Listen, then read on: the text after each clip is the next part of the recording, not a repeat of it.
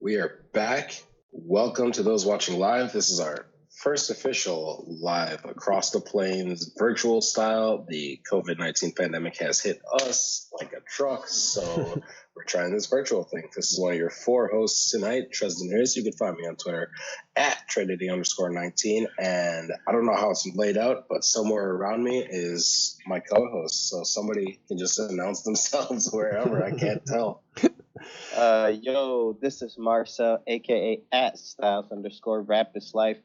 You can follow me on Twitter and Instagram. My name on Instagram is Styles Weberman Jensen, and my name on Twitter is name cannot be blank. So make sure you give me a follow on both. I'm still, even though my Bears aren't doing well, I'm still willing to talk all trash. We're above 500, so come give me a follow.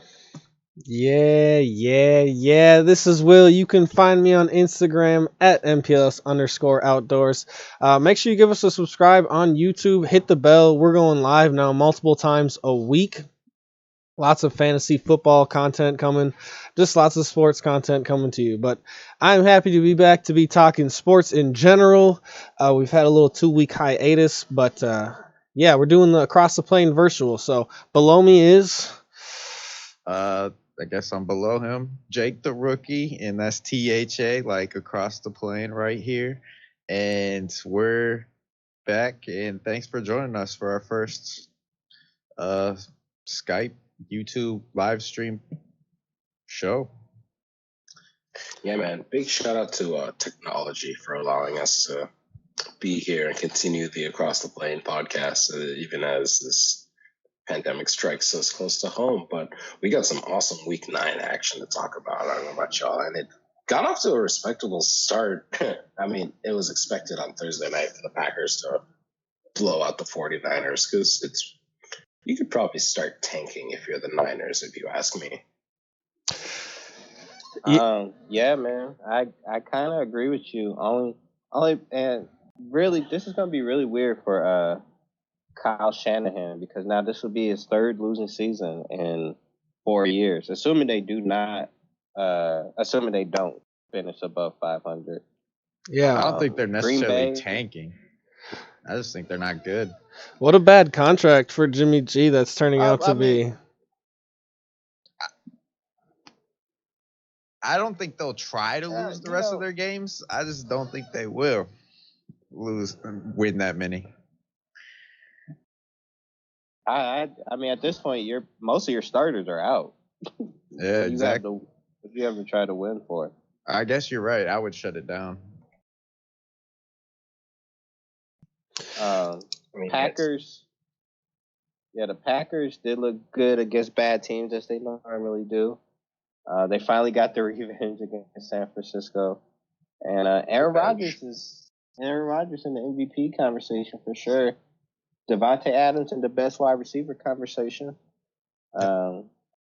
They still suck though. I'm sorry. Yeah, suck. Boo. Yeah, it's I hate to see it, but yeah, Devontae Adams, I agree with you. Definitely in the conversation for best wide receiver in the game. Aaron Rodgers definitely having an excellent season.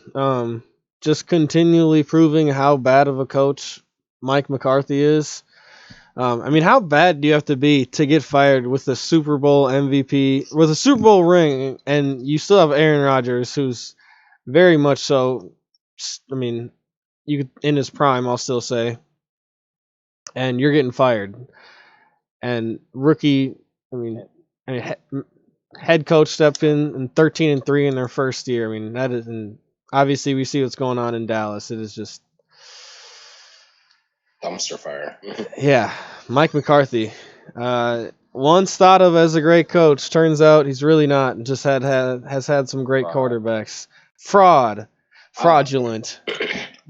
I think a lot of that has to do with Aaron Rodgers as a football player and Aaron Rodgers as a person as well, because even this year, I've heard a lot of things of Aaron Rodgers not going with Matt LaFleur's game plan and running things on the strip and calling his own plays, which, of course, Aaron Rodgers has been in the league long enough to where he can do that. He sees something on the defense and thinks this play would be better.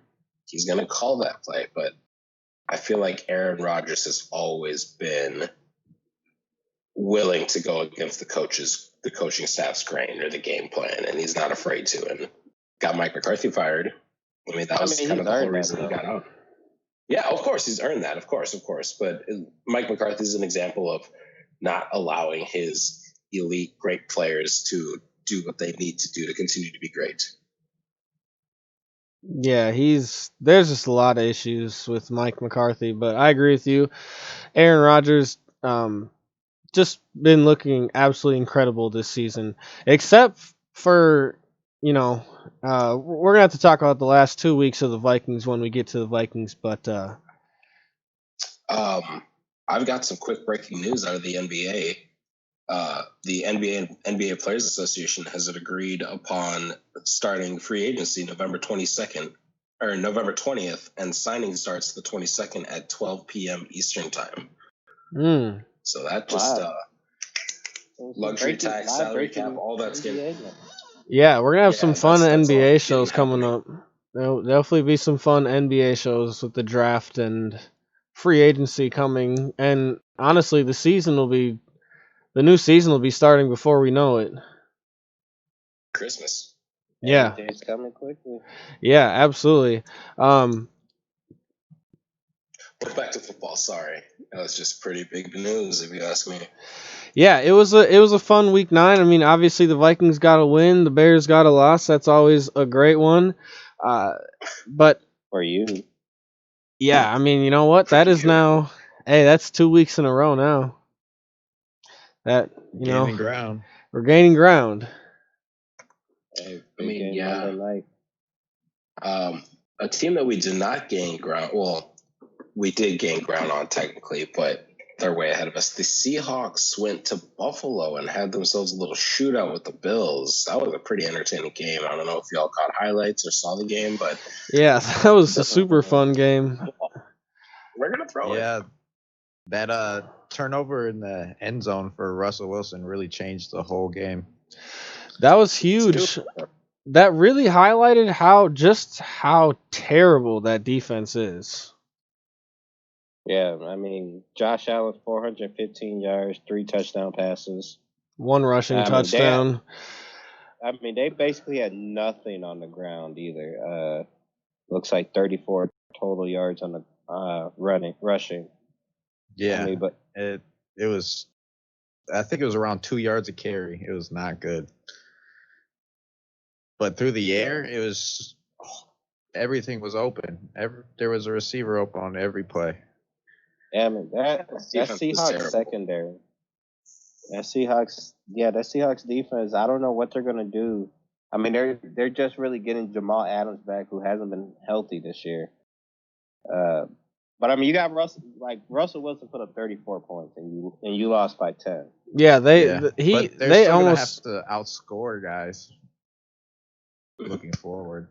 Yeah, I mean there was a little bit where I was like, yeah, and watch out, Russell Wilson was mounting a comeback there, but yeah, the defense just cannot get stops there. It is, I do think that is, I mean, that's obviously Seattle's biggest weakness, and if they don't make a deep playoff run, that's going to be what's holding them back from it. And I mean, I agree. Seattle's offense had 419 total yards, Yeah, and Buffalo had 420. Shout out.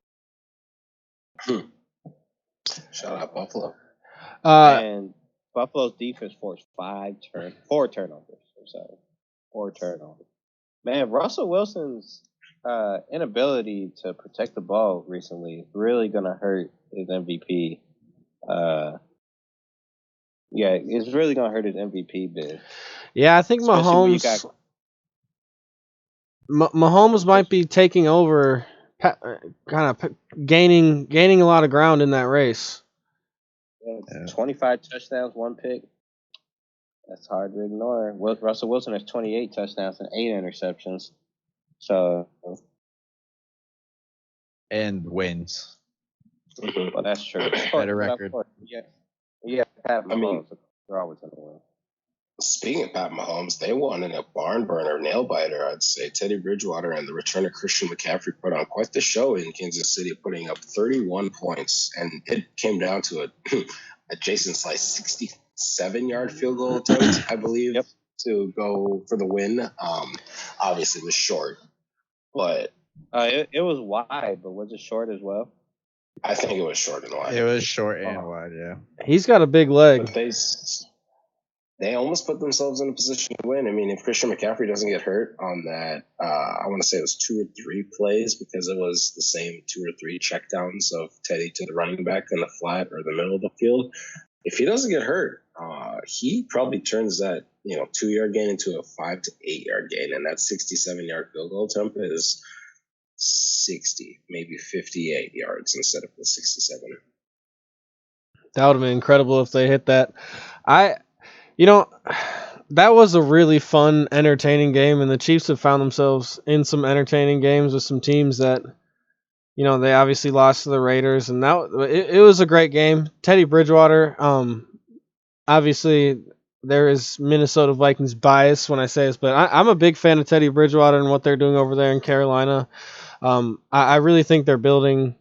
They've got some nice building blocks. They've invested in the defense, and if they continue to do that through the draft, I think they're gonna have a nice team. I mean, they've got some really, really good offensive pieces. Robbie Anderson was a great free agent signing. DJ Moore is a great young receiver. Obviously, Christian McCaffrey, one of the best running backs in the game. Bummer to see him get injured. Samuel. Yeah, Curtis Samuel's been playing great too. They've been Really using versatile. exactly. They've been using him in the ground game. But yeah, bummer to see McCaffrey get hurt again. We're obviously the whole league is on. As a fantasy owner, it's really disappointing. Yeah, the whole league is on standby waiting for the results. It sounds like we might have to wait till Wednesday to get some results, but just something of note: a player cannot go on short-term IR twice. So. Oh wow. Oh, really? So they would have to shut him down if he has to miss extended time? No, let's just hope that doesn't happen. If they were to place on IR, but again, it could be a week, it could be 3 weeks, it could be the rest of the season. So we'll see what the Panthers end up doing. Obviously, there's more games, more teams in that division to get to, but doesn't look like the Panthers are going to be able to win that division. Nah, they're falling too far behind. They're 3-6 now. And then now the Falcons are also 3-6 now. Though, I like the Panthers in years to come. I think they're building something. I agree. Yeah, I agree. They got something special going. Man, they had some crazy numbers from their weapons. Curtis Samuel, 9 receptions, 105 yards, a touchdown. Christian McCaffrey, 10 receptions, 82 yards, a touchdown. Robbie Anderson, 9 receptions, 63 yards. And Teddy didn't turn the ball over either. No, Teddy had a nice day. 310 and 2 touchdowns. One on the ground, I think. Yep, he had a rushing touchdown. I mean, Pat Mahomes went for 372 and 4, but whatever. Yeah, him. I mean, that's what's expected. Travis Kelce and Tyreek Hill. They're just so. It just move the ball with Travis Kelce, and then just it seems like it is just so inevitable at this point that Tyreek Hill is gonna just catch a deep bomb. I mean, I believe last week he tied Randy Moss for the most touchdowns of 40 yards or more. Yep. Wow. I mean, and obviously that's impressive. I think we can all assume that he's going to have plenty more 40-plus yard touchdowns in that Chiefs offense, which is just incredible. I think he's the only receiver where he's faster than every single cornerback. You're just like, oh my god. Yeah, and he has he is exactly what people thought Devin Hester would be when he switched to wide receiver. Yeah, and I mean, yeah. Let's not. I mean, his pure catching ability and his route running is just incredible too. It is not. It's not just the speed. Mm-hmm. It's kind of just an extra. It's something extra he has. Yeah, man. Shout out to the Chiefs. They're 8-1. I'm good for them. If y'all don't mind, there's 3 games here I'm looking at, which were close games, but they were played by terrible teams, and that's the Texans and Jaguars, the Giants and the Washington football team, and the Broncos and Falcons. All one-possession games, but all played by terrible teams. So I don't know about y'all, but I feel like there's not a lot to talk about between those 3 games. Let's talk about Jake Luton. Yeah, I was just gonna say we gotta talk about Jake Luton. Second, how about his third passing attempt? He throws a 74-yard bomb to DJ Chark. Who was sitting on my bench? Jake Luton, he had a great run, a great touchdown run. And then Houston goes and gets a bomb the next drive for a touchdown. Yeah, that was a great defensive matchup. That was a great game. True. That was a fun game, and Jake Luton looked pretty good. With the football team is, Jake Luton looked pretty good, and I guess Alex Smith with the football team has officially solidified himself as comeback player of the year. I mean, and that he's all of a sudden. Injury. I don't know if any of y'all saw that. Yeah, that was pretty nasty. Yeah. That's crazy. 2 quarterbacks in the NFC East have now had just ridiculous ankle injuries. By the Giants. Sheesh. Oh, yeah, man. Someone should check on the Giants, man. Some bounty. Carson Wentz is next. They do play Carson Wentz next. Yeah. Well, Eagles. Jalen Hurts, get ready. So it's actually funny. Both of those games also featured teams whose only win are against the same opponents they just previously played. Both of Houston's wins are against Jacksonville. Both of the Giants' wins are against Washington football team. Yeah, Daniel Jones seems like he can only get wins against Washington. Yeah, he's 4-0 against the them. East is just gonna beat each other and then lose to everybody else. Yeah. Yeah, man. That's why I said the division winner may only win 5 games. Yeah. Yeah, and that's crazy what they're saying. Statistically, Philadelphia currently has a higher chance to win the division sitting at 3-4-1 than the Steelers do. They're undefeated. Jeez. Yeah. Yeah, man. The New York Giants. It's bad. The Giants are dead last in the division at 2-7, but they're only a game and a half behind Philadelphia. What do we think? If they beat Philadelphia next week at home, they'll be up to 3-7, while Philadelphia drops to 3-5-1. Yeah, it's It's gonna come down to the last week or two for that division. I do think I mean, maybe if the Eagles can get healthy, but Carson Wentz is really bad. Mm-hmm. Yeah, he's 16 turnovers leads the league. And they're really bad turnovers. Really bad turnovers. Yeah, man. because sometimes turnovers are excusable, but yeah, that was pretty inexcusable. Carson Wentz, a lot of his turnovers. He averages over 2 a game. That's not good. Man, that's terrible. Yeah, man, it's really crazy how he just regressed from his near MVP year. Yeah. It's like ACL. It really hasn't been the same. Can we say the same about Cam Newton? Yeah. Yeah. Super Bowl. Yeah. Well, ever since he just kept getting rocked by the Broncos in that Week 1 game, he hasn't been the same. Yeah, he hasn't really been able to throw touchdowns. Well, Cam Newton, not the quarterback that we were all hoping to see. Not the old Cam. What was the other game that you said you didn't want? Atlanta, Denver. Yeah, shout out to the Falcons. Almost blowing this one again. They almost did, yeah. The Drew Lock almost mounted another comeback, but you know what? The Falcons, they hung on. They've won 3 of their last 4 now. The Falcons could use a true. It's funny because the Falcons could use a top 5 quarterback pick in this upcoming draft with Matt Ryan aging. They need a pass rusher. Yeah, they just released Doc McKinley. Vic Beasley. Oh yeah. Oh yeah, they let him walk too. Yeah, and so did the Titans earlier. The Falcons. Man. They have a lot of. We say this every year now about the Falcons. Is they, I really think it. A lot of it has come down to coaching. Mm-hmm. But they have some nice pieces. They've always had some nice pieces on their defense. They can never just seem to put it together. And I do think a lot of that is because of the coaching. But you know what? Yeah, they played well. The Broncos. It was a fun game from them. Drew Lock almost mounted a comeback, and their skill players, their wide receiver weapons, all looked really well. Jerry Jeudy, Tim Patrick, and KJ Hamler all played very well.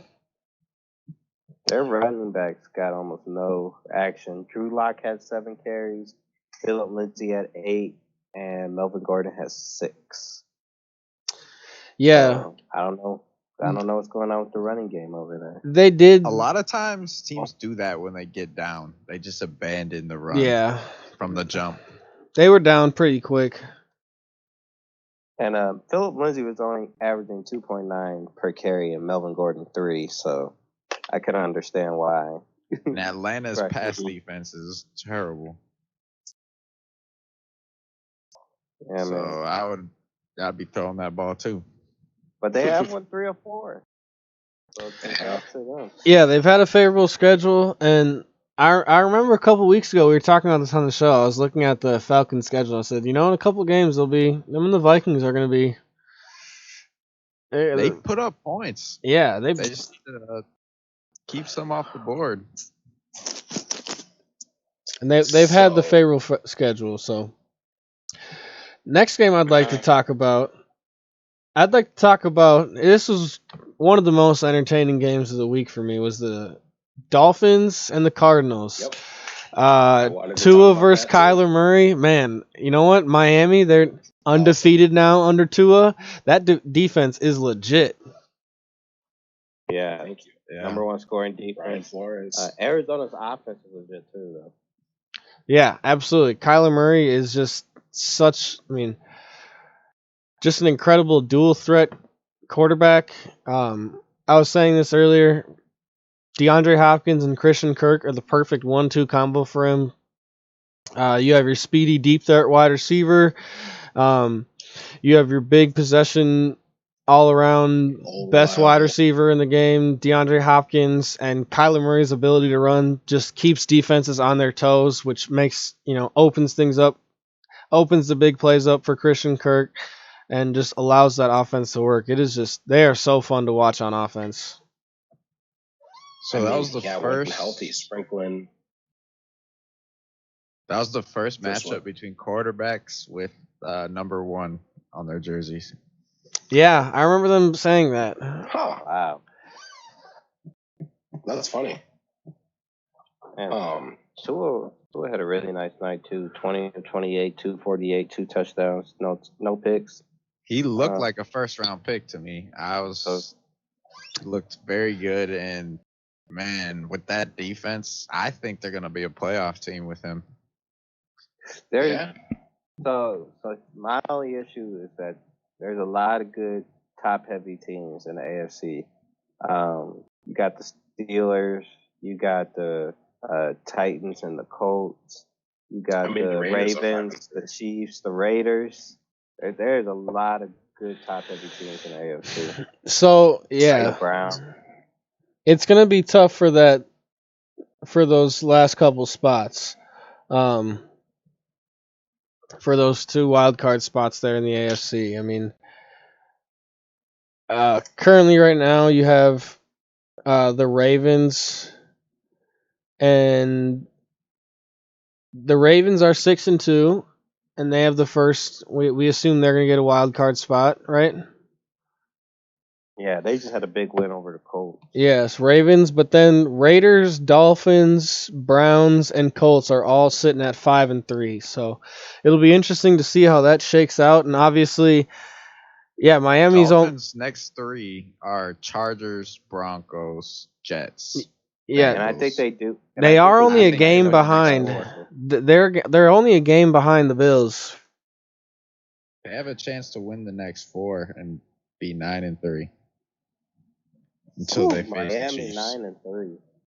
Miami could be 9-3. Brian Flores is a great head coach. Miami could be 9-3. 9-3 while also owning Houston's first and second round picks next year. Yep. Chestnut checkers. Yeah, Miami is. I mean, we saw this last year. They finished out the season really well. But yeah, Tua looked great. He had some really, really crucial runs there where he looked really speedy. And, it wasn't like Kyler Murray where he's getting 100 yards, but he made some runs at the right time on third down. And he's really speedy, and he was just making the right decisions at the right times, which is what you want out of your number 1 quarterback. And especially to look that poised so young, it's future's bright over there in Miami with Tua. It's a work of art, if you ask me. Well, that tank for Tua, those jokes are sounding. It's working out. Sounding real nice. So I want to ask real quick. Real quick. I want to talk about the Ravens Colts game. Colts are probably one of the hardest teams to figure out. They really are. I got them figured out. Put in a new quarterback. Got yourself a team. Seriously though, the coaching is very. Rivers fans. I think with a quarterback that it actually has. I mean, at this point, let's be honest. Philip Rivers is a game manager. It's not making big plays with his arms. Exactly. If they had somebody that could make plays throwing the ball, that's a dangerous team. I really think the Colts have to wonder if getting Philip Rivers was even an upgrade. Especially for how much they're paying for him. Yeah, lucky it's only a 1-year deal. I'd be shocked if he's back next year. I'd be absolutely. shocked if he's on any team next year, honestly. Yeah. I wouldn't be shocked if we see Jacoby Brissett before it's all said and done. Well, it was interesting, as long as they stay above 500, I think the purpose is fine, or at least safe. Yeah, it's interesting. They bring in Jacoby Brissett when they need a Hail Mary, though. No, Philip's not throwing it that far. No. So I also wonder. One thing I do wonder from this game is what's the Ravens ceiling with Lamar Jackson constantly passing for under 200 yards? All right, they need to stop trying to pass with them. They need to run those college offense that they're running over in Arizona. All right, play Lamar Jackson like he's supposed to be played, and not. But Kyler Murray still throws the ball. I was just gonna say, all right, Kyler Murray. I'm at this point. Kyler Murray over Lamar Jackson. This year for This sure. year, yeah. But just in general, just for me, the eye test, Kyler Murray looks like the way better thrower of the football, and he can maybe not quite as good and agile, but he can still easily run for 100 yards on the ground like we saw last week. Yeah. And he's a way better thrower of the football. I don't Way think Yeah, that's reach by any better means. that's why he default, was the too. #1 overall pick. Lamar Yeah, Jackson I mean- was almost Third, missed the second. first round. Yeah. Yeah, I know, but Lamar's most obviously coming off his MVP season, Mhm. and I just They're not using him like they used him last year, though. They're trying to force him to be a pocket passer right now, is what I'm seeing. No You still have to RPOs. be- I think No. in this NFL though, you still have to be a pocket passer to some resorts. All though right, but let's elite run some quarterbacks- RPOs. Let's get them in. Let's do something like Mahomes does. Like a lot of times, they're throwing those little screens and stuff. Jim but Harbaugh it's is not, or John Harbaugh is not. No, I had it right. Jim Harbaugh is not Andy Reid though. Yeah, well, maybe it's a new coach that or a Honestly, coordinator or something. changing the coaching and going towards a more offensive minded scheme and such. I think it's just such a run heavy. I mean, they have to go with such a run heavy approach. But again, I do think they are very limited on offense. And I also feel like their playbook and their routes aren't that. There's nothing special about it. I feel like whenever they do throw deep, it's a dig and everybody else is running verticals, or like it's an RPO where it's slants and bubble routes. But besides that, it doesn't seem too exotic. I don't know. I think we're kind of seeing something like we saw with the Rams, and when Sean McVay first got there. When it first came onto the scene, it was just incredible. Defenses didn't know what hit them. Now we got a year of film on them. Had an off-season. Defensive coordinators had a whole off-season and a whole year of film now to study them, and really now are trying to exploit Lamar and his limitations. And I think they're really trying to force Lamar Jackson that if you're going to beat us, you're going to have to throw. And that's clearly what we're seeing is him struggling to do that. I agree.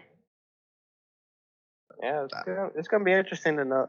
It's very interesting to know what Baltimore's ceiling is with Lamar Jackson.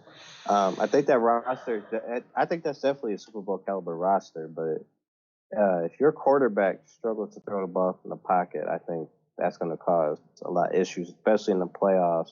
And teams are going to game plan better for that. You're not going to win. I just don't like. You really need a quarterback who can pass out of the pocket to win a Super Bowl. No, you need a we great watched the defense. Well, 49ers had a great defense last year, and we watched Patrick Mahomes just throw their way to a victory. Yeah. Again, I mean, Pat Mahomes is a lot of exceptions exactly. to rules than He actual what you is. follow. But we have to accept and come to terms that Patrick Mahomes is all of a sudden the bar for championship caliber quarterbacks. Even If that's so, your bar, you're not going to find it. even so, the last couple. I mean, you look at which quarterbacks are winning Super Bowls, and they're pocket passers. Tom Brady. The Tom Brady's, the Ben Roethlisbergers. Eli has two. Eli has two. Like 10 years ago, Ben Roethlisberger had a Super Bowl 14 years ago. And he had one in 2011, was it 2010? Yeah, 2010 when Green Bay won. He's had two. He got two. He has 2 rings and 3 appearances. I mean, Joe Flacco, Nick His most recent win Foles. was 10 years ago. The most recent running quarterback to make a Super Bowl was Cam Newton. That did turn out. Yeah, he scored 10 points. Yeah. But So- I think Lamar Jackson has. They can figure it out, but like you said, it might just be that they got more film on him, and it's going to be a tough year for him until he gets some new skill set. Speaking of tough year, I want to talk about Heartbreak City, the LA Chargers. Hold up. Man, they just constantly. I don't know. No one knows how to lose games like the Chargers do. Man, I mean, we all thought the Browns and Lions had incredible ways to lose games, but I really think the Chargers just have the most impressive ways to lose games week yeah. after week. It's really incredible. You know, they were doing it and it wasn't looking great with Philly Rivers, and now it's at least looking a lot better with Justin Herbert, but they're still just finding the most. Like, I guess I'm happier. You know, I guess things are brighter, and you know what? You'd like to say there for if you're a Bolts fan that brighter days are ahead, but man, like they just have the worst luck year after year with injuries and just things not going their way. And it's just Mhm. All right, they're in the Chiefs division, so that puts them At a at disadvantage. a disadvantage. Right. yeah, but I you mean, do they're, play. they're Yeah, 2-6 though. Exactly, but this year wasn't going to be the year. They knew that from the jump. no, but they've been. And I I think think you're should be happy with decent. you're absolutely devastated by the losses. Those were definitely games you could have and Devastated should've by that's a team that's been devastated by injuries now year after year on the defensive side of the ball. We can and go back to San Diego to talk about Charger heartbreak too. Oh And yeah, I mean, honestly, if I'm the Chargers, I think it's just how they're losing. If they were just competitive and it's like 4th and 9 at 23 and it's an incomplete pass and they lose a game that way, I think that's more acceptable for this team. But they're just Then losing in the craziest way touchdown. possible. Review. An Incomplete. overturned touchdown, a touchdown with no time left, blowing Hitting a the lead to goalpost. Saints, hitting the goalpost. I mean, just week after week, it's something different. I mean, people pretty much at this point, you turn on Chargers game to figure out how they're going to blow it. yeah, I mean, but that's the interesting part of Chargers game at this point. yeah, and you know what I will say, it is Justin Herbert is fun to watch. He slings the ball. hmm Yeah, I'm completely wrong about him. I didn't think he'd be a good NFL quarterback. I was wrong. He's I didn't gunning. think he'd be this solid. He's gunning right for away. He's definitely gunning for rookie of the year. the thing is like all these rookies are totally benefiting from not having to deal with fans in a big packed stadiums and roads. The lights. Yep. The Yeah, the pressure. lights aren't great. Um, Shout out to the Raiders. it'll be nice. Yeah. The Raiders. 5-3. Got to win over the Chiefs. Yeah. I think a big thing for them making the playoffs was at least splitting the Chiefs series. And you know what? They've at least done that at this point. Yeah. Like you said earlier, though, Will, I think brighter days are ahead of the Chargers as well because they'll get a top 10 pick, probably fire Anthony Lynn, bring in a new offensive-minded head coach. They'll be fine. Get Joey. Yeah, get Joey Bosa back. That is something that these losses might cost Anthony Lynn his job, but we'll have to see if this continues. I don't know. I think they like him. I'm not exactly sure the relationship they have with him and ownership or whatnot, but let me ask you guys this: are we totally sold on the Pittsburgh Steelers? Absolutely, you're A now. Yeah. At this point, Have you seen who they played? all right. I saw them beat Tennessee and Baltimore on the road in back-to-back weeks. So yeah. Defense is really good. Everyone faces bad teams. I don't think we can. I just don't think that's fair to judge an 8-0 team, especially when they do have wins against good opponents, and they were both on the road. Yeah, and I think that the Cowboys' special teams what kept them in that game. So Okay, so you mentioned the Titans and Ravens, both one-score games. Yes. Browns are a good team. But they blew out the Browns. Browns are a good Barely team. beat the Eagles. Barely beat the Texans. Barely beat the Broncos. And barely beat the Giants. I mean, they beat all of them, and then again, still have two. I know. They were just playing the spread, Trez. This is for Vegas, I don't know, man. Obviously, we'll see as the season progresses.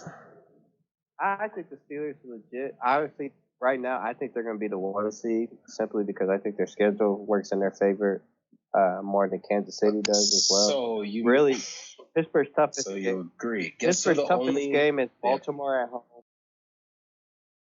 and in Buffalo. Yeah, and Buffalo. Those are probably going to be their 2 toughest games. And I mean, but they do have good wins. It's not like their wins are only against bad opponents. They do have good wins on the schedule. They have 2 good wins. At this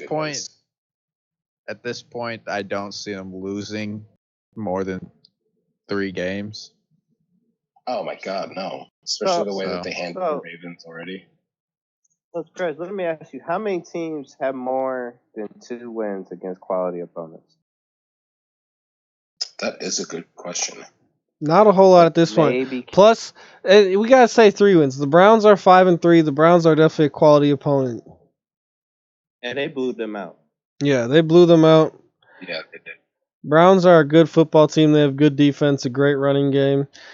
Getting Nick Chubb back this week. Shouts out Nick Chubb. Fantasy owners like myself are happy for that. Definitely the best 1-2 punch in the running back position, especially with the way they use them. And I think, that's definitely a team that is built to win some games. As long as, like we said, Baker doesn't make mistakes, that team can definitely win some football games. And I can definitely see him getting a wild card spot. Same, yeah, I they agree. had a bye this week, so had a nice week to relax and rest up. Yeah, Pittsburgh, Ben Roethlisberger was really good. They struggled to get the ground game going. Garrett Gilbert wasn't terrible. He looked a lot better than people thought. He looked, better than Ben DiNucci. Yep. Yeah, better than Ben DiNucci. Ezekiel Elliott continues to just look awful. They just cannot get him going. I guess I know the offensive line is banged up, but you paid him all this money. Yeah, man, Tony produce. Tony Pollard looked like the way more explosive running back. 9 carries, 57 yards. Ezekiel Elliott had 51 yards on 18 carries. I mean, the game plan had to be shut down Zeke. We know he's working with some sort of injury. I'm not sure exactly. It was a hamstring injury going into which this. Which is going to linger for the rest of the season. There's no, resting. And he's struggled since Dak has gone down. Mm-hmm. And I mean, obviously, he wasn't that good when Dak did play. He still doesn't have a 100-yard rushing game this year. That's true. Yeah. I don't know what it is. I would not be surprised if the Cowboys trade him this offseason. I think he has too much. He's getting paid too much. Him and Amari. I don't know if you can trade him. They've got a lot of money tied up in Amari Cooper and Ezekiel Elliott. It's just I don't know how many other teams are willing to spend that much at the running back position. I think you can find a sucker or two. I mean, Miami? The thing is about paying running backs. All that draft capital. A lot of people are saying that about Dalvin Cook, which we're going to talk about the Vikings, but just to say, it's tough with running backs, I saw someone make a good argument that for running backs, rookie contracts should only be a year. So that ain't forced to pay them. Because their careers are statistically the shortest. They have the earliest. They have the earliest and the shortest prime. Yeah, man. Because once they lose their athleticism, it's hard to stay keep going. there. And they get hit just constantly by different positions. And again, most of the time, a running back's best years are when they're on their rookie deal, or a lot of the time. A lot of the time, yeah. It is not uncommon to see that at all. I mean, just getting degraded with injuries. There's plenty of players you can name that started off super hot and just once they start getting paid, and then the later years of the career, just not the same player that they used to be once they start dealing with injuries. And when we look at players like David Johnson and Todd Gurley and things like that, just not the same player that they used to be. Not that they're not still producing quality numbers for the teams they're on right now, but players that got a lot of money and then the numbers were not the all-pro superstar numbers that we were seeing. Yeah. Speaking of running backs on pretty hefty contracts, Dalvin Cook had himself a day in front of Adrian Peterson, who built US Bank Stadium. All right, we're talking about the Vikings. Let's wait. I actually rather end with the Vikings because I want to talk about a different running back that just got paid. Oh, I actually want to talk about his team. He did not do much Sunday night. The Saints just absolutely destroyed the Buccaneers on Sunday Night Football. Yeah, how about those Bucks? People always say, it's one game at a time. I think this loss is huge for the Buccaneers. I just think it just looks like there's just a huge gap between you and the Saints. And really, on paper, there should not be.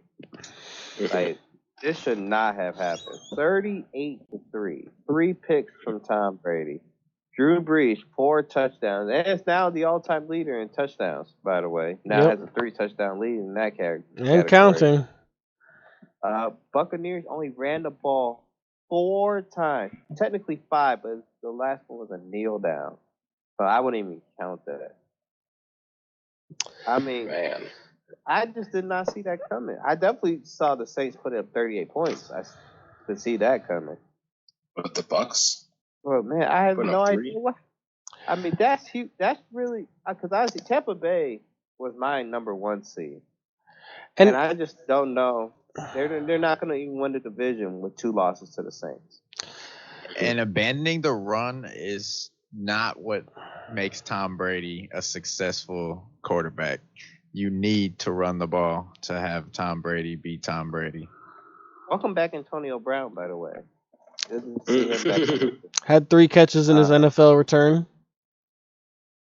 But yeah, I just could not believe what I saw Sunday night from the Buccaneers. There's a huge gap between Sean Payton and Bruce Arians. I think I agree with you. I think it's Tampa Bay's tough because they have some really good wins, and then they have some really bad losses. And obviously, divisional games, I will say, divisional games are always weird. They're always weird and always hard fought. And obviously, always important. I think we're going to see. They're 0-2 against the Saints. Yeah, I agree. They had a great win against the Packers earlier in the season. I just think better things are ahead for Tampa Bay. I think, again, they are a well-coached team. Todd Bowles is a great defensive coordinator. And again, I know it's coming off of a 38-point loss, but I don't know. I do think they're. I'm not gonna say a lock, but I'm still picking them to get in a wild card, and I think they can win a playoff game at least. I agree. I agree. They only have 2 quality wins. They'll probably match up with the NFC East in the first round, I'm guessing. But yeah, they're gonna. There you go. They'll get a dub or 2. Yeah, man. So yeah, that's really disappointing to see Tampa Bay play that way. And I hope they can bounce back. And then we have the Monday night game, which ended up being pretty good, surprisingly. Patriots versus Jets. 3 weeks in a row of good Monday Night Football. Yeah, no. Let's hope for 4 weeks next week, and we'll talk about both those teams in a minute. Yeah, man, Jets just continue to find ways to get closer to Trevor Lawrence. Because, I mean, this game should have been over. They were up 27-17 in the fourth. And 10 minutes left, I think. And you somehow allow a very bad Patriots offense finish with 30. How do you do that? Jets, man. Jets. They just are an incredible franchise. I mean, truly incredible how bad they are. I mean, it is. We've seen franchise. I will say we've seen franchises that have been this bad before. You know, we saw the Lions and the Browns. We saw the Browns. I mean, that's probably the worst football team. That Browns, the Hugh Jackson, Browns, that winning one game over 2 years might be the worst 2 seasons of football we've ever seen. Hugh Jackson has like 5 years of coaching and 11 wins to show for it. All time. Jesus. Yeah, it's something like really bad. Yeah, that is incredible. But yeah, Jets are horrible. Of course they found a way to lose this game. Joe Flacco looked good for most of the game. For what it's worth. Really, until just the last 2 drives. Yeah, which isn't worth much. I'll say isn't worth much, but to some people. I don't know. I think those are the most important drives of the game. All right, so let me say this. I read a lot of comments on social media. I see a lot of Jets social media, like Jets Twitter, that still are big fans of Darnold, and and a lot of people aren't in the tank for Trevor boat. I still see a lot of people say build the team around Darnold. I mean, I think it's safe to say Trevor Lawrence is going to be better than Darnold. Yeah, Whether I'll agree. I think maybe you could still a better organization and coach could probably still get something out of Sam Darnold, but but come on, Trevor Lawrence is an all-time prospect. You can't miss that. Yeah, there's Cam Newton went for over 270 yards today for the second time this year. I don't know if there's any person you would draft number 1 if Trevor Lawrence is going to be in the draft this year, if you're the Jets. Just what position do you build around? Like edge rusher? I mean, you kind of need everything. You need everything, exactly. It's a lot of building. So I say start with the quarterback. I mean, they have a couple. I mean, they have some. They have a couple nice pieces. I'm just not a believer in Sam Darnold. Maybe I'm not a Jets fan. I watch a lot of USC football, man. You don't take those quarterbacks. Don't take them. It's fine in USC, but once they get to the NFL, that's when they aren't very good. I watched Matt Leinart be very average. That's a huge man. Think of the trade package. Think of the trade package the Jets could get for number 1. Yeah, they would get something huge because Trevor Lawrence is, again, I can't miss prospect. You're probably getting a couple draft picks this year and at least 1 first next year for sure. Yeah. So I don't know. I'm not saying I agree with you, but I can understand the argument for that and wanting to draft a bunch of players as opposed to just drafting Trevor Lawrence and I understand the argument. I guess you did just use first-round pick for Darnold a couple years ago. Yeah, but it looks like he sucks. So I think Dwayne Haskins has already been benched. He's been more than benched. Yeah, I don't think but he'll come back. Adam Gase is a historically bad quarterback. And obviously, and again, I don't want to keep on saying Ryan Tannehill, but we're seeing what's happening with what's happened with Ryan Tannehill and I'm not saying Darnold's good. I do think Darnold's better with any coach not named Adam Gase, and I think the entire team, the entire offense, everything is better without Adam Gase. I don't know. I agree. Look at Miami. Jets should learn from Miami and give them the X. Yeah, so I don't know. I do think I can understand that argument. I could understand wanting to move back and just build up, because that's the thing. The Jets, even with Trevor, you're still years away, and you still need so many pieces. You're still the Jets. Yeah, but I think Trevor's a good place to start. That's a great start. Yeah. Interesting QB room. Do they trade Darnold then? If you can. I think somebody took a flyer on Darnold. He's on a rookie deal still, so I still think you at best get like a 3rd round pick. I think they'd do that if they drafted Trevor. I mean, Josh Rosen went for a 3rd, I think. So. Yeah, they could get a worthy draft pick. Tampa. Wow, what a fall from grace. Well, I mean, he's watching Tom Brady and listening to Bruce Arians, so he could be scary in a couple of years. Well, you saw how that looked against the Saints. Yeah. Will, there's a quarterback that you mentioned that actually I want to talk about because I have to get my rant. Yes. All right. Let's talk about the Bears taking another loss, another really poor offensive outing. So this is what's insane to me. Is that the other team's quarterback completed under 50% of his passes. Derrick Henry, one of the top 3 running backs in the league, had 21 carries, 68 yards, 3.2, and no touchdowns, 3.2 average. And somehow they were not the worst offense on the field. It was really A.J. Brown. He had that 38-yard reception, and then he had another big 40-yard touchdown. Other than that, basically A.J. Brown carried their entire offense. Listen to this. This is the 3rd quarter.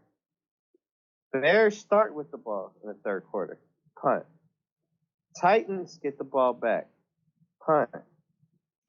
Bears then get the ball back. Fumble. And return for a touchdown. Get the ball back again, and it ends in a field goal. I thought Fuller was going to do a better job against Brown. I mean, he did. He held Brown to 4 receptions. They were just 2. Yeah, and that one touchdown was Buster. The one touchdown, he was all over him too. Buster Screen was guarding him on that play. Yeah. Oh, really? And that 38-yard reception, A.J. Brown busted some tackles and broke some people. But yeah, I mean, man, we're saying it every week, man. The Bears' offense is really bad. It's really painful to watch. I think what's worse is they just have so much wrong with it. There's just so many issues. Yeah. Your offensive line is bad. Your quarterback is bad. And your play caller does not know how to adjust to either of those. When both of them are bad, our play caller cannot adjust to that.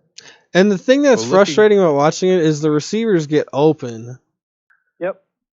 Matt Nagy is a fantastic play designer. He gets the receiver opens. Only issue is offensive line, whatever play he calls, it would take too long for the receiver to get open. Offensive line cannot block them that long. Or our quarterback just simply misses them. Either way, as the head coach and play caller, you got to make adjustments knowing your old line is bad and your quarterback is extremely limited. You got to make adjustments. And that's the worst part. I don't know what the Bears can do to fix their offense. They don't have a better quarterback option. They don't have any better offensive line options. Sure, Cody Whitehair eventually is going to come back, but I mean that just upgrades your center. You still have issues at both guard spots. You have issues at both tackle spots. But luckily, I figured these last 3 games were all going to be L's anyway, which is why I said it was super important for you to win all those games that you're supposed to, and why it's super important to start 5-1. Now, Vikings are must win. And you didn't get 3. You didn't get any wins in these last 3. Now the Vikings are a must win.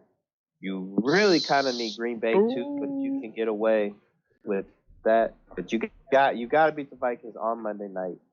It's not going to be pretty. I'm just going to stop. There's not a chance the Bears are ever going to win a game. You know what? I really wish that game was not Monday night and it was a noon game on Sunday. I really do. I would like our chances so much more. It's going to be tough. That is must win for the Vikings. Um, you know what? 2-2. Vikings have now won 2 in a row. Dalvin Cook has absolutely played incredible. Um, big things I coming just for the want to Vikings. ask for Marcel. Do you think the Bears roll with Ryan Nall next week, or do they sign somebody Who? Roll with Foles? Ryan Nall. at running back? Well, we have Lamar Miller on the practice squad right now. Okay. Yeah. He probably gets called up. Get a call up. Yeah. Is Cordell Patterson hurt? No, he's just been garbage. He'll probably get like 3 or 4 carries. Sure. But yeah, Montgomery got a David Montgomery took concussion. concussion. Monday night, man.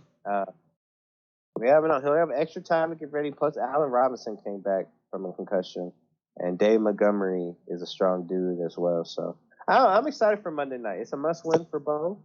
I'm definitely I believe this is going. I said in this 5 game stretch, this would be this. There's a very good chance this could be their only win.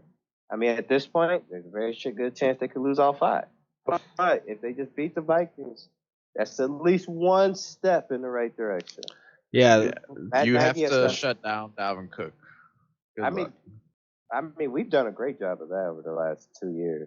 So we're probably the only team that's even done a remotely good job consistently against Dalvin Cook. Green Bay definitely has, and neither is Detroit. So we're going to see. It really depends how we do against Dalvin Cook, because we're only going to put up like 17 points. So we can hopefully hold Dalvin Cook to 1 touchdown and 80 yards, and Kirk gives us a pick or 2. I think things can go our way, because I know we're not going to score the ball. I'm hoping somehow Kirk we can just thinks it's Sunday at noon. Somehow we can put up 20-plus points on the Saints and Buccaneers, but 17 against the Titans, 17 against the Giants for some reason. This offense makes 0 sense. Yeah. Okay, I'm done with the Bears. I'll see you. It's a frustrating offense. Just it's gonna be another interesting offseason for the Bears. Yep. Do you want them to do something different with the quarterback in the offseason? I mean, it really. Where's your upgrade? I mean, you have a couple options. You can hope one of these top 5 quarterbacks that's been talked about, that one of them slips to you late first round, or you can hope Dak Prescott becomes available because Dallas is taking the quarterback early. Or maybe you call the Falcons about Matt Ryan, call the 49ers about Jimmy Garoppolo. Either way, Ryan Fitzpatrick. Maybe I said that tonight. Ryan Fitzpatrick for a year. Either way, Nick Foles and Mitch Trubisky are not there. Mitch Trubisky will not be anyone's starting quarterback next year. Bears fans need to get over it. He sucks. He's not going to be anyone's starting quarterback next year, barring an injury. And I said this on Twitter today. I don't know if he's worse than Nick Foles, but he sure as hell is not better. The gap between them is very minimal. They just do different things. They do different things well, and they do different things horrible. And I must have to keep going with the Foles. Come on, man. I think the What's argument good, Zay? though is that your offensive line's so bad that they'd rather watch Mitch run for 3 yards on a rollout. Mitch took more sacks behind that offensive line when they were healthy. That's another thing. Mitch is mobile and still took sacks. That's why I don't want him in there. I'm like, he might run for 4 yards, and then it's 3rd and 5, and he misses receiver by 3 yards, and we're punting the ball anyway. Doesn't make a difference. Yeah. We got to fix the O-line and the quarterback position. That should all our draft be next year. We finally have a first-round pick. They probably should trade or try to get a better quarterback that's not Nick Foles. I love Nick Foles as a backup. I hate him as a regular starting quarterback. But I hate Mr. Trubisky as both. So, the Bears' opponent, the Minnesota Fighting Vikings, beat up the Detroit Lions. I warned y'all. Yeah. Green Bay. And beat Detroit. Momentum. Y'all were going to get that hype up. Yep. One, I didn't expect us, that 3-game winning streak that you told me that's just going to reel me back in. I didn't expect it to start with the Packers. Two, you have to beat the Bears on Monday night, which is also my third point. It's on Monday night to have that 3-game winning streak to get me back And on the road. So, but Dalvin Cook has most definitely entered his ballot in the MVP conversation. It was like 230 all-purpose yards, 206 on the ground, 2 touchdowns. He's good. I'm sorry. Dalvin Cook is really, really good. Running backs aren't. The MVP conversation is if they make the playoffs, which I don't think is happening. I know. Running backs aren't winning MVPs nowadays. Not in this NFL. AP Could you was tell the me last one. Yep. Yeah, 2012. Bengals beat up on those Lions. Death taxes and the Lions in last place of the NFC North. Yeah, that was a fun game. I like that. Mm-hmm. Yeah, it Although Everson Griffin talking all that smack, Lions fans talking all that smack. Oh yeah, Lions Everson fans are did. delusional. Mm-hmm. They really I hope they're gonna watching. do something one day. yeah. That day never comes. Dalvin Cook's just on a historic run. He's at like almost 500 yards all-purpose over the last 2 games and 6 touchdowns. Been on an absolute tear, just looking so good running the football. I hope we can keep that up against the Chicago Bears. Haven't really needed much from Kirk the last 2 games, so let's keep it that way. Let's keep it that way. The less we need from Kirk, the better. Always. But you know what? I will say Kirk Cousins, he played well. He made throws when he needed to. And I will say even that against the Packers, and again, we really didn't need him much against, but again, he didn't make mistakes during the crucial times, which is important. And you know what? Vikings are still going to the Super Bowl. We're 3-5. It's a little tough. We stumbled, but I think we make a nice run. God damn it, Will! I love your optimism. You know what? Defense not good enough to go to the Super Bowl. You know what? Yeah, we could make the playoffs. Wild card, maybe. Yeah. A seed. Good the Giants ever. NFC West is getting 3 teams, and NFC South is getting 2. NFC, you think that they might add an 8th? They might add an 8th playoff spot. They're talking about it. They're supposed to be voting on it. It's true. So and you think over Bears? You think NFC West is getting 3? You said. I think the NFC. I don't know. The Rams are kind of sus to me. Rams and 49ers could potentially just stump. I mean, Rams for sure, but I think both 49ers for sure. I think Rams and 49ers both stumble a lot in the second half of the season. 49ers are going to be awful, but I do think Seahawks, Cardinals, and Rams are all getting in at this point. I think Cardinals and Seahawks. I think Rams find a way to miss that. Rams got a pretty tough schedule. They play the Seahawks at home, then go to Tampa, play the 49ers at home, then go to Arizona, and then play the Patriots and Jets, and then wrap up the season in Seattle, and then home against Arizona. So they got to do well in those divisional games. Yeah. Right. They play Arizona at home. They play the Patriots and the Jets. They play the 49ers again with, basically backups. I think they could their divisional games. I think they could get 5 more wins out of that. And then 6. Yeah. Well, we'll see. Also, all will be said and done by the end of the year and such, too. Yeah, it's going to be... Again, we don't know. We don't know how many playoff teams we're getting. Yeah. I mean, it was 7. Might be 8. Yeah, as it stands right now, I do think the Bucks keep the spot, keep that 5 seed. Or Bucks or Cardinals get the 5 seed. Well, those are 5s and 6 in my opinion. And then I think it's going to be Vikings, and it's going to be between the Bears and the Rams. But I think the Vikings, if there is an 8 spot, but I think the Vikings go on a nice run to finish out our season here. we're gonna have a big 3-game. It'd be a huge 3-game divisional winning streak, beating the Packers, Lions, and then Bears on a Monday night. Then we play Dallas. Yeah, then we play Dallas to give us a nice, 4-0 after the bye.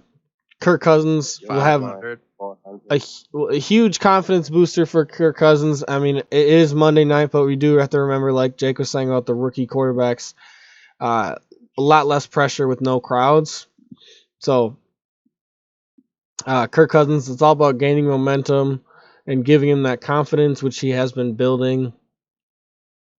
And Dalvin Cook continuing to chug along, With Kirk, it's not about the crowds, though. It's about the TV. Mm-hmm. Kirk knows he on primetime TV, and that's when he gets everybody watching. That's when he gets all goofy. Yeah, Vikings. I don't know. This is it. We needed it. Like I said, the Packers win was the crux of our season. That was the turning point. That was our turning around. We needed that coming off the bye. It happens a lot in football. Things totally change after the bye. Vikings started out 5-0, had the bye week and finished 500. So we've seen crazy things before. We went on an incredible second season run in 2017 when we made a deep playoff run and went to the NFC Championship. So let's not count the Vikings out. Not sure. We'll see. Marcel will, but we won't. Yeah, I don't know. I think they need better offense there in the Bears. I just don't believe any team that got blown up by the Falcons at home should be in the playoff team. I know. You know what? It's gonna.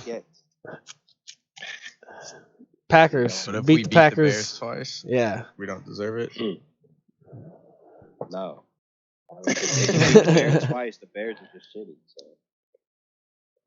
Yeah. Well, we will see. If you lose to the Vikings twice, then we just are off. Well, no matter what happens, it's gonna make for a fun show next week. Oh, yeah, I know, because we'll record right after the game too. So yeah, it's gonna be some tempers flaring from either three of us from somebody. Yeah, like that's gonna be another big win for the Vikings next week. I think and I hope. Big game, big Justin Jefferson game. I think. Oh no, I ain't worried about that. So you better help me start Justin Jefferson. Okay, buddy. That's what I think. Okay, buddy. That's what I think. All right, quick peek at the weather next Monday in Chicago. It's supposed to be 49 and cloudy next Monday in Chicago, so no wind. They'll think they'll have they're like, oh, this is gonna be a Kirk Cousins game. They're gonna shut down Dalvin Cook, and then that's where it's all gonna go wrong for the Vikings. I think the Vikings know that's not our road to victory. But anyways, yeah, this is something we can just talk about next week. Break down, analyze. It is what it is. Yeah, but anyway, anything else you want to throw in there? Probably wraps it up for this one. Yeah. I'm Tristan Harris. Find me on Twitter at Trinity_19. That's some pretty good content, some real good sports content coming at you. Yeah, man. Enjoy the Monday evening. Yeah. This is Marcel, a.k.a. at Styles_RapThisLife. You can follow me on Twitter and Instagram. Yeah, man. Big Bears versus Vikings week. Also, I will be appearing on a podcast, Bears podcast, Zero Doinks Allowed. So keep an eye out for that. Follow me on Twitter, and I will definitely post a link for that. Yeah, come talk some trash, Vikings fans. I'm ready for it. Ready to drop back down to 3-6. Yeah, we're gonna see. It's gonna be a fun one next week. My name is Will. As always, follow me on Instagram at MPLS_outdoors. Give the socials a follow, Instagram and Twitter at AcrossThaPlain, and make sure you give the YouTube subscribe, hit the bell for notifications because we're going live a couple times. Make sure, smash that bell, pound that like button, and just destroy that. Just make sure you just spam click that subscribe button. Just never miss another video. We got lots of fantasy football content coming to you. At least pumping out at least 3 videos a week now, at least. So check it out. Yeah, Jake the Rookie, and that's THA, like across the plane. And thanks for joining us. And yeah, check out all of our content through all of our social medias. Follow them, do all that. Love y'all. Peace.